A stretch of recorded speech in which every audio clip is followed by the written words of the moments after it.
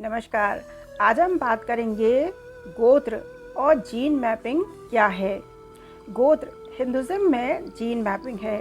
क्या आपको मालूम है, जब भी आप मंदिर में बैठते हैं तो पुजारी आपका गोत्र क्यों पूछता है?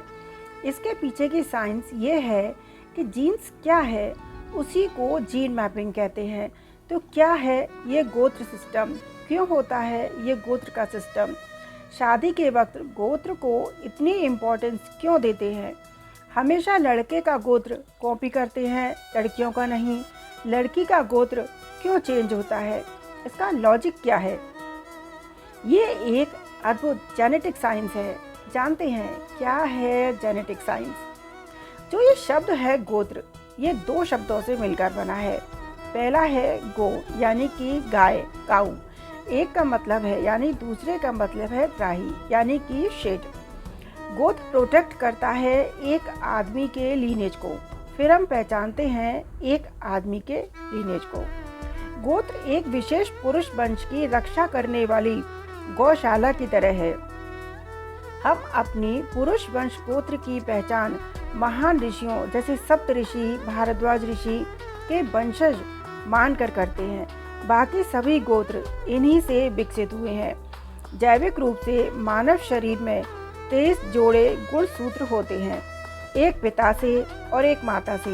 इन 23 जोड़ियों में एक जोड़ी होती है जिसे सेक्स क्रोमोसोम्स कहते हैं, जो किसी व्यक्ति के लिंग का निर्धारण करता है। गर्भाधान के दौरान यदि परिणामी कोशिका XX गुणसूत्र है तो यह एक लड़की बच्चा होगा, और यदि XY क्रोमोसोम्स है तो ये लड़का होगा।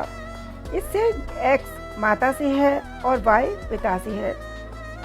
इसमें Y बहुत ही अद्वितीय है, इसका मिश्रण नहीं होता है। तो XY में YX को दबा देगा और बेटे को Y गुणसूत्र मिल जाएगा। Y एकमात्र एक ऐसा गुणसूत्र है जो केवल पुरुष वंश के बीच में ही पाया जाता है, उसी में पारित होता है। पिता से पुत्र और पुत्र से पोते को मिलता है।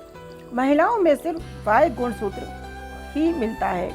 इसीलिए वंशावली की पहचान करने के लिए Y गुणसूत्र आनुवांशिक से एक महत्वपूर्ण भूमिका निभाता है। चूँकि महिलाओं को कभी भी Y गुणसूत्र नहीं मिलता है, इसलिए महिला का गोत्र उसके पति का माना जाता है, और इसलिए शादी के बाद गोत्र बदल दिया जाता है। और ये 8 ऋषियों के 8 अलग अलग XY गुणसूत्र हैं। यदि हम एक ही गोत्र से हैं तो इसका मतलब है कि हम एक ही मूल पूर्वज से हैं। एक ही गोत्र के बीच विवाह से आनुवंशिक विवाह होने का खतरा रहता है, क्योंकि एक ही गोत्र के Y गुणसूत्रों में क्रॉस ओवर नहीं हो सकता है, और यह दोषपूर्ण कोशिकाओं को सक्रिय कर देगा। यदि यह जारी रहा तो Y गुणसूत्र के आकार और ताकत को कम कर देगा, जो पुरुषों के निर्माण के लिए महत्वपूर्ण है। यदि इस संसार में कोई Y गुणसूत्र मौजूद नहीं है तो इससे नर यानी कि आदमी विलुप्त हो जाएंगे। इस प्रकार गोत्र प्रणाली आनुवंशिक विकारों से बचने और Y गुणसूत्र की रक्षा करने के प्रयास के लिए हमारे महान महर्षियों द्वारा तैयार की गई है। एक प्राचीन पद्धति है। हमारे महर्षियों द्वारा अद्भुत जैव विज्ञान हमारी विरासत में निस्संदेह सबसे ज़्यादा महान है। हमारे ऋषियों ने हजारों वर्ष पहले ही जीन मैपिंग का निराकरण कर लिया था। हमारे भारतीय पूर्वजों पर हमें गर्व करना चाहिए कि वे आज की तुलना में सोच से कहीं बहुत ज़्यादा अधिक उन्नत थे। शादी चाहे लव मैरिज हो या अरेंज मैरिज, उसमें गोत्र और जी मैपिंग देखा जाता है। एक बार मनोज और मीना में प्यार हो गया। दोनों साथ ही साथ पढ़ते थे। जब शादी की बात आई तब दोनों ने के माता पिता को बताया कि उनका गोत्र मिलवाया। बात तय हो गई, लेकिन मनोज के दादाजी की अचानक मौत हो गई और शादी की बात टल गई। 13वीं के बाद शादी हो सकती थी, लेकिन उसके बाद भी लड़के वाले बोले शादी के साए नहीं है, यानी कि मुहूर्त नहीं है, और हम 5-6 महीने के बाद ही शादी करेंगे। शादी के कार्ड तक बढ़ चुके थे। मनोज बहुत ही डिस्टर्ब था पर कुछ कह नहीं पाता था। मीना की माँ बोली, बेटी हम भी तुम्हारी उम्र के थे, तुम्हारे एहसास समझते हैं पर कुछ नहीं कर सकते। मीना की माँ ने मनोज की माँ से बात की लेकिन वो भड़क गई। बोली, शादी के साए यानी कि शादी के मुहूर्त के दिनों में ही हम शादी करेंगे, हमारा इकलौता बेटा है। इतने में मनोज को भी बड़ी कंपनी में जॉब लगा और वो यूएस भी जा सकता था। दोनों की मंगनी हुई, दोनों ने कोर्ट में शादी कर ली। क्योंकि उनका गोत्र अलग अलग था इसलिए उन्होंने आराम से शादी कर ली। मनोज की मम्मी ने कहा, मीना हमारे घर की बहू रीति रिवाज और शादी के बाद ही बनेगी।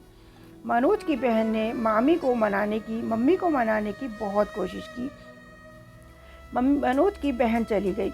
मनोज और मीना दोनों घूमने गए। बाहों में हाथ डालकर घूमते हुए तब मनोज बोला, क्यों मीना, अब तो मैं तुम्हारा पति बन गया, क्या अब मानने को तैयार हो? तब मीना बोली, अभी तुम सिर्फ 90% पति हो, जब मैं तुम्हारे घर जाऊंगी तब मैं तुम्हारी 10% कमी भी पूरी कर दूंगी, यानी अभी और इंतज़ार है।